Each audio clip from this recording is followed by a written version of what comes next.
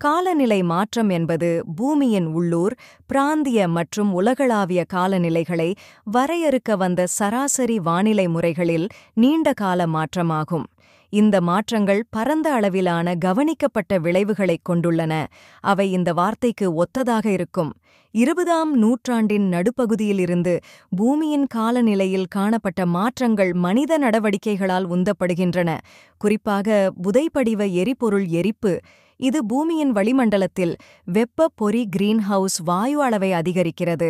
பூமியின் சராசரி மேற்பரப்பு வெப்பநிலையை அதிகரிக்கிறது. இயற்கையான செயல்முறைகள் மனித செயல்பாடுகளால் அதிகமாகி காலநிலை மாற்றத்திற்கு பங்களிக்கலாம். இதில் உட்புற மாறுபாடுகள் மற்றும் வெளிப்புற சக்திகள், உதாரணமாக எரிமலை செயல்பாடு, மாற்றங்கள், சூரியனின் ஆற்றல் வெளியீடு, பூமியின் சுற்றுப்பாதையில் உள்ள மாறுபாடுகள். கிரீன்ஹவுஸ் வாயு உமிழ்வுகள் பூமியை மூடுவதால் அவை சூரியனின் வெப்பத்தை சிக்கவைக்கின்றன. இது புவி வெப்பமடைதல் மற்றும் பருவநிலை மாற்றத்திற்கு வழிவகுக்கிறது. பதிவு செய்யப்பட்ட வரலாற்றில் எந்த புள்ளியையும் விட உலகம் இப்போது வேகமாக வெப்பமடைந்து வருகிறது. காலப்போக்கில் வெப்பமான வெப்பநிலை வானிலை முறைகளை மாற்றி இயற்கையின் வழக்கமான சமநிலையை சீர்குலைக்கிறது. சான்றுகள் தெளிவாக உள்ளன.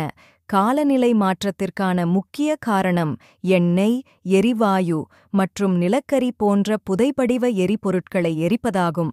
எரியும்போது புதைபடிவ எரிபொருள்கள் காற்றில் கார்பன் டை ஆக்சைடை வெளியிடுகின்றன. இதனால் கிரகம் வெப்பமடைகிறது.